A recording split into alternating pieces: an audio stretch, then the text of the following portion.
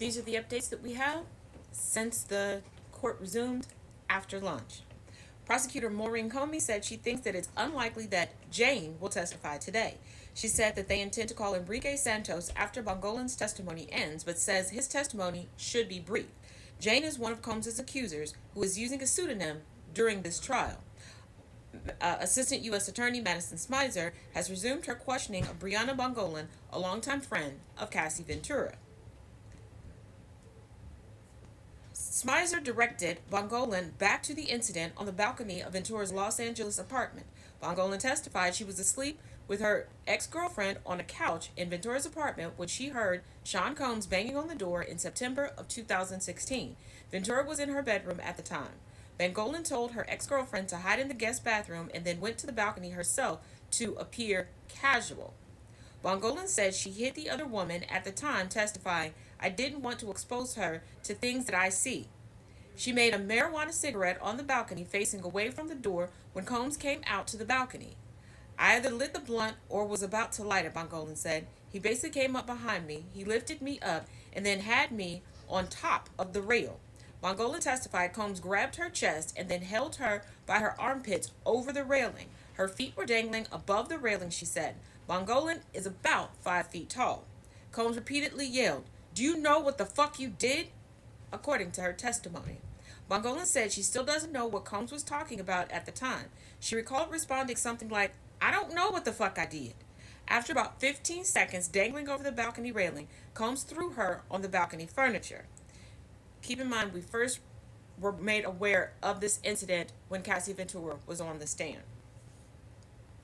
She said she had a lot of adrenaline and didn't realize she was hurt right away. Bongolan said as she was falling, she heard Ventura's voice. Bongolan said Ventura asked something like, "Did you just hang her over the balcony?" And it sounded like she was in disbelief. Ventura and Combs then began talking, and Bongolan heard something about her girlfriend being in the house. Combs left shortly after. She said, after Combs left, Bongolan went back to her apartment. "I was shaking a lot," according to her testimony. She said she had a big bruise with a piercing in the middle of it on her leg, and she suffered neck and back pain. The jury saw a picture of the bruise. Bongolan said Combs or one of his security guards FaceTimed her a day or two after the incident on the balcony. "I remember saying a couple times, 'I don't want any problems with you,'" she testified. She said Combs didn't say much, but kept putting his hands over his head and breathing, and alternating looking away from the camera and then looking back. Bongolan said she didn't report the incident on the balcony to police because she was scared. She said she and Combs saw each other after the incident and tried to be cool.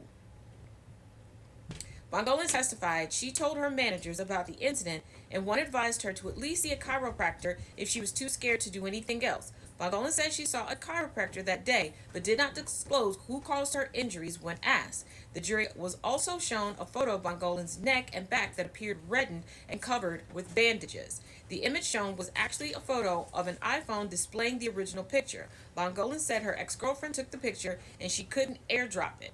Bongolan testified that she didn't seek further medical treatment at the time because the drugs in her system numbed the pain. Of more updates in part 2 that'll be linked in the comments.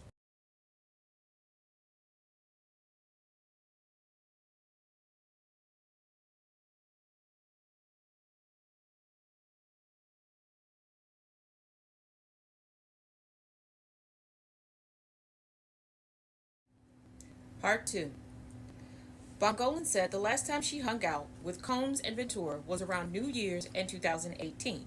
Bongolan testified that she went to the penthouse suite at one hotel in Miami with Combs and Ventura for New Year's, where they did ketamine for 8 hours. After that, she left and decided she could no longer use drugs. She tattooed the date on her neck as a commitment to get sober and not go back. Bongolan said she wasn't able to get sober right away, but she's sober now. After leaving the hotel in Miami that day, Bongolan said her relationship with Ventura became sporadic. Bongolan testified that she spoke with Ventura after Ventura filed her lawsuit against Combs in 2023. She told Ventura that there were a few details wrong about the balcony incident described in Ventura's lawsuit, such as it not happening in a hotel and Ventura having the date wrong. When she asked if she experiences lasting effects from the incident with Combs, Bongolan whispered, "Yes." Bongolan testified she experiences nightmares, a lot of paranoia, and I used to scream a lot in my sleep, but it's dissipated a little bit. She said she didn't experience those things before the incident. She hired an attorney, Tyrone Blackburn, in January of 2024. Blackburn made a monetary demand to Combs regarding the balcony incident. Bongolan testified that she fired Blackburn when she realized he had included incorrect information in the monetary demand paperwork.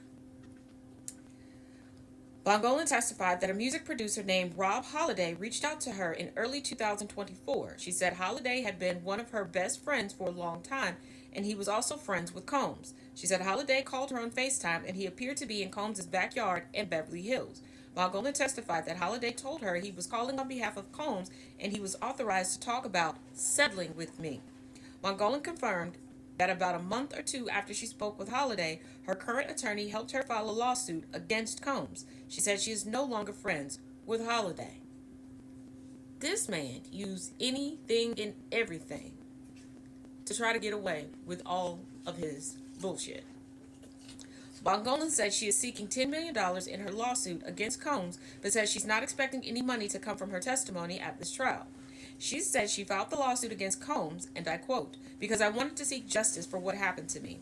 Bongolan's direct testimony ended, and defense attorney Nicole Westmoreland cross-examined Bongolan. Bongolan says she and Ventura partied together and used a lot of drugs together. Bongolan recounted the first time she spent the night at Ventura's home, confirming that Ventura asked her if she likes to get high. Bongolan said she replied yes, and they got high together. She confirmed that after that, she and Ventura spent most of their time together getting high. No matter how it makes her look, Bongolan is determined to tell the truth and nothing but, regardless of how people may look at her. That's commendable. And that lets you know she really is seeking justice. But let's continue. Defense attorney Nicole Westmoreland asked Bongolan how she felt when she used drugs like marijuana, cocaine, ketamine, G, and acid. Bongolan said that they partied a lot together and she regularly sold drugs to Ventura. You would agree with me that you and Cassie had a serious drug problem, Ms. Westmoreland asked. Yeah, we had a problem, Bongolan said. On one occasion, Bongolan said she got Ventura so many pills it scared her. Bongolan acknowledged that she and Ventura were doing drugs together before Bongolan met Combs. Bongolan confirmed that she first met Combs sometime around 2016 at a dinner at his house. She testified that she went to the dinner as Ventura's friend. She confirmed that Combs was very standoffish with her that day. Bongolan testified that she's still friends with Ventura and celebrity stylist Deontay Nash, who testified last week. She said she's spoken with both of them since the trial began, but confirmed that they had not discussed their testimony. Bongolan also testified that she hired a lawyer to sue Combs. She also acknowledged that the lawyers she's hired have acted on her behalf. Bongolan confirmed that she spoke to Ventura before and after Ventura filed her lawsuit in November of 2023. Ventura asked Bongolan to name her in connection with the balcony incident in her lawsuit, but Bongolan said she refused. Bongolan also testified that she did not tell any of her friends about her own lawsuit. Bongolan confirmed she had conversations with Ventura about the balcony incident both before and after Ventura filed her lawsuit, including discussions about the location and who was present. She said Ventura described the incident as happening at a hotel with a different person present. More updates in part 3, linked in the comments.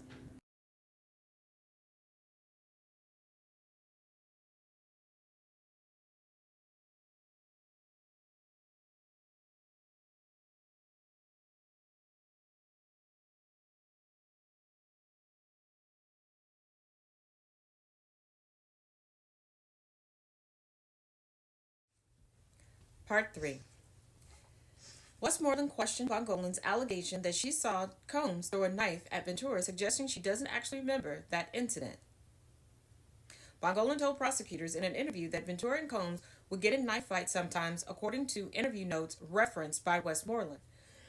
Excuse me. Bongolan said she doesn't remember saying that and stands by the memory that she testified to today. She said she doesn't know how or where Combs got a knife to throw at Ventura. Keep in mind, this morning Bongolan said that on one occasion, when she was staying at Ventura's apartment, they were woken by Combs, and that once inside, he threw the knife in Cassie's direction. Bongolan testified that she didn't call the police following the incident because she was scared of Puff. Bongolan's testimony has been shocking and damning and shows Combs' alleged abuse was also extended to those he was not romantically involved with.